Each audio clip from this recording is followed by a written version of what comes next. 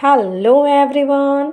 तो आज हम इस वीडियो के द्वारा सीबीएसई बोर्ड का हिंदी जो कि क्लास 10th का है, इसके स्पर्श भाग 2 के चैप्टर 6 पतझर में टूटी पत्तियाँ इसे पढ़ रहे थे, जिसमें हमने गिन्नी का सोना पढ़ा।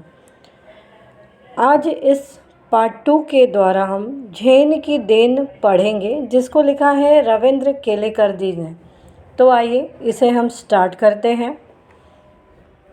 झेन की देन। जापान में मैंने अपने एक मित्र से पूछा, यहाँ के लोगों को कौन सी बीमारियाँ अधिक होती हैं। मानसिक। उन्होंने जवाब दिया, यहाँ के 80% लोग मनोरुग्ण हैं। यहाँ पे जापान के एक मित्र से मैंने पूछा कि यहाँ के जो लोग हैं उनको सबसे अधिक कौन सी बीमारी होती है। तो उन्होंने उत्तर दिया कि मानसिक। मन से 80% लोग बीमार हैं। तो मैंने पूछा इसकी क्या वजह है। कहने लगे, हमारे जीवन की रफ्तार बढ़ गई है, भाग दौड़ बढ़ गई है। यहाँ कोई चलता नहीं बल्कि दौड़ता है, कोई बोलता नहीं बल्कि क्या करता है, बकता है। मतलब हर चीज़ रफ्तार से हो रही है। जब हम अकेले पढ़ते हैं तब अपने आप से लगातार बड़बड़ाते रहते हैं, क्योंकि आदत बन चुकी है। अमेरिका से हम प्रतिस्पर्धा यानी कंपटीशन करने लगे हैं। 1 महीने में पूरा होने वाला काम 1 दिन में पूरा करने की कोशिश करने लगे हैं, तो इसीलिए वो मानसिक रूप से बीमार रहते हैं। वैसे भी दिमाग की रफ्तार हमेशा तेज ही रहती है। उसे स्पीड का इंजन लगाने पर वह 1000 गुना अधिक रफ्तार से दौड़ने लगता है। फिर एक क्षण ऐसा आता है जब दिमाग का तनाव बढ़ जाता है और पूरा इंजन टूट जाता है। यही कारण है जिससे मानसिक रोग यहाँ बढ़ गए हैं। यहाँ पे बताया गया है कि यहाँ की जो जीवन शैली है कि लोग यहाँ पे भाग रहे हैं, दौड़ रहे हैं। यहाँ लोग कोई बात नहीं बल्कि बक रहे हैं, बोलते नहीं हैं बल्कि बक रहे हैं। हर चीज़ रफ्तार में हो रही है। और ये अमेरिका से हम प्रतिस्पर्धा कंपटीशन करने लगे हैं कि हमें उनसे आगे जाना है। तो 1 महीने का काम हम 1 दिन में करना चाहते हैं। तो इससे क्या होता है कि दिमाग की रफ्तार तो तेज़ हो जाती है, लेकिन एक समय के बाद जब दिमाग का तनाव बढ़ जाता है तो इसका जो पूरा इंजन है वो टूट जाता है, जिसके कारण मानसिक रोग यहाँ बढ़ गए हैं। शाम को वह मुझे एक टी सेरेमनी में ले गए। चाय पीने की यह एक विधि है। जापानी में उसे चा नो यू कहते हैं। शाम को उसने एक टी सेरेमनी में लेकर गए जहाँ चाय पीने की विधि है, जिसको हम कहते हैं चा नो यू। वह एक 6 मंजिली इमारत थी, जिसकी छत पर दफ्ती के दीवारों वाली और तातामी यानी चटाई की ज़मीन वाली एक सुंदर पर्णकुटीर थी। पर्णकुटीर झोपड़ी टाइप से। बाहर बेढप सा एक मिट्टी का बर्तन था, उसमें पानी भरा हुआ था। हमने अपने हाथ पाँव इस पानी से धोए, तौलिए से पोंछे और अंदर गए। अंदर चाजीन बैठा था। हमें देखकर वो खड़ा हुआ। कमर झुकाकर उसने हमें प्रणाम किया। 2 छो यानी आइए तशरीफ़ लाइए कहकर स्वागत किया। बैठने की जगह हमें दिखाई, अंगीठी सुलगाई, उस पर चायदानी रखी। बगल के कमरे में जाकर कुछ बर्तन ले आया, तौलिए से बर्तन साफ़ किए। सभी क्रियाएं इतनी गरिमापूर्ण ढंग से की कि उसकी हर भंगिमा से लगता था मानो जय जयवंती के सुर गूंज रहे हों। वहाँ का वातावरण इतना शांत था कि चायदानी के पानी का खदबना भी सुनाई दे रहा था, जो खदबदाना उबलना। तो यहाँ पे बताया गया कि टी सेरेमनी में वो मुझे लेके गए और चाय पीने की वहाँ एक विधि है जिसको हम कहते हैं चा नो यू।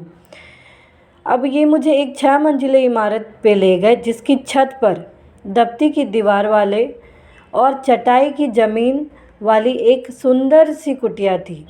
बाहर एक मिट्टी का बर्तन रखा था जिस पे पानी भरा हुआ था। उस पानी से हमने हाथ पाँव धोए, तौलिए से पोंछे और हम लोग अंदर आ गए।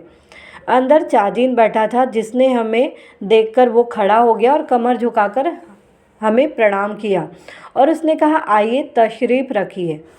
बैठने की हमें जगह दिखाई। फिर अंगीठी सुलगाई जिसमें चाय बनाएंगे, उस पर चायदानी रखी। बगल के कमरे में जाकर कुछ बर्तन वो लेकर आए। तौलिए से बर्तन को साफ़ किया और सभी क्रियाएं बहुत ही गरिमापूर्ण ढंग से उसने की, मानो ऐसा लग रहा था कि जय जयवंती के सुर गूंज रहे हों। वहाँ का वातावरण इतना शांत था कि पानी का जो उबलना है उसका भी आवाज़ जो है उसकी वो भी सुनाई दे रही थी। तो लोग जब मानसिक रोगी मनोरुग्ण हो जाते हैं या उनको बहुत ज़्यादा तनाव होता है तो वे यहाँ शांति से समय बिताते हैं। इस तरीके से दिखाया गया है इसमें। चाय तैयार हुई, उसने वह प्यालों में भरी, फिर वे प्याले हमारे सामने रख दिए। वहाँ हम 3 मित्र ही थे। इस विधि में शांति मुख्य बात होती है कि शांति से आपको वहाँ हर एक पल बिताने का मौका मिलता है। इसलिए वहाँ 3 से अधिक आदमियों को प्रवेश दिया ही नहीं जाता है। 3 आदमी से ज़्यादा वहाँ जा ही नहीं सकते हैं। प्याले में 2 घूंट से अधिक चाय नहीं थी। हम होठों से प्याला लगाकर एक एक बूंद चाय पीते रहे। करीब 1.5 घंटे तक चुस्कियों का यह सिलसिला चलता रहा। पहले 10-15 मिनट तो मैं उलझन में पड़ा, फिर देखा दिमाग की रफ्तार धीरे धीरे धीमी पड़ती जा रही है। जिस तरीके से ये लोग भाग दौड़ कर रहे थे, हर एक चीज़ को कम समय में करने की कोशिश कर रहे थे, जिसके कारण मानसिक तनाव हो गया था। तो ये कुछ समय वहाँ जाकर जब ये बैठे 10-15 मिनट, तो ये देख रहे थे कि जो रफ्तार है दिमाग की वो धीरे धीरे धीमी पड़ती जा रही है। थोड़ी देर में बिल्कुल बंद भी हो गई। मुझे लगा मानो अनंत काल में मैं जी रहा हूँ। यहाँ तक कि सन्नाटा भी मुझे सुनाई देने लगा, क्योंकि जिसको रफ्तार में काम करने की आदत होगी उसके लिए सन्नाटा भी उनको एक एक जो उसकी आवाज़ है उसको सुनाई देगी। तो ज़िंदगी जो हो गई है रफ्तार वाली, वो यहाँ आकर लोग शांति में रहकर अपने दिमाग को थोड़ा शांत करते हैं। अक्सर हम या तो गुजरे हुए दिनों की खट्टी मीठी यादों में उलझे रहते हैं या भविष्य के रंगीन सपने देखते रहते हैं। हम या तो भूतकाल में रहते हैं या भविष्य काल में। असल में दोनों काल मिथ्या है। एक चला गया है तो दूसरा आया नहीं है। हमारे सामने जो वर्तमान क्षण है वही सत्य है, उसी में जीना चाहिए। चाय पीते पीते उस दिन मेरे दिमाग से भूत और भविष्य दोनों काल उड़ गए थे। केवल वर्तमान क्षण सामने था और वह अनंत काल जितना विस्तृत था। जीना किसे कहते हैं उस दिन मालूम हुआ। झेन की यह बड़ी देन मिली है जापानियों को। तो यहाँ पे बताया गया है कि हम लोग अपनी जीवन में कुछ खट्टी यादें होती हैं, कुछ मीठी यादें होती हैं, उसमें ही उलझे रहते हैं। या तो भविष्य के सपने देखने लगते हैं, या तो पास्ट में जो हुआ उसके लिए रोते रहते हैं, या भविष्य में जो होने वाला है उसके लिए। तो ये दोनों ही काल, चाहे वो पास्ट हो चाहे वो फ्यूचर हो, दोनों ही झूठ है। क्यों? क्योंकि एक तो चला गया है और एक तो आया ही नहीं है। तो यहाँ पे बताया गया है कि जो आया ही नहीं है उसकी चिंता क्यों करना, और जो चला गया है, बीत गया है, उसके पीछे क्यों रोना। हमारा जो अभी का पल है, जो वर्तमान क्षण है, वही सबसे बड़ा सच है। उसी में हमें जीना चाहिए, तभी हम अपने जीवन को बेहतरीन तरीके से जी सकते हैं। और चाय पीते पीते उस दिन मेरे दिमाग से जो भूत, पास्ट और फ्यूचर दोनों काल के बारे में सोचता था मैं, वो उड़ गए। केवल मुझे याद रहा कि जो है वो वर्तमान क्षण ही है, क्योंकि यही क्षण है। इसी क्षण को जी लिया जाए वही बहुत अच्छी बात है, क्योंकि आज का दिन कल का पास्ट हो जाएगा। तो जो यादें अच्छी होगी, कभी कोई गिला शिकवा नहीं होगा कि हमने ये कार्य नहीं किया।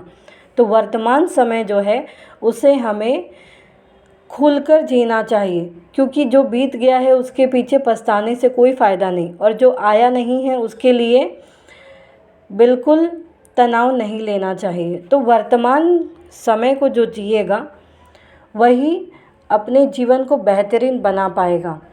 और ये जो ज्ञान है ये मैंने वहाँ पर जाकर देखा कि जीना किसे कहते हैं, उस दिन मुझे मालूम हुआ।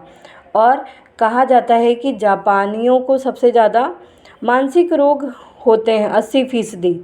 तो ये जो परंपरा है ये उनके लिए एक देन है, जैन की यह परंपरा बड़ी देन है कि वहाँ जाकर वो शांति से बैठते हैं और कुछ पल बिताते हैं।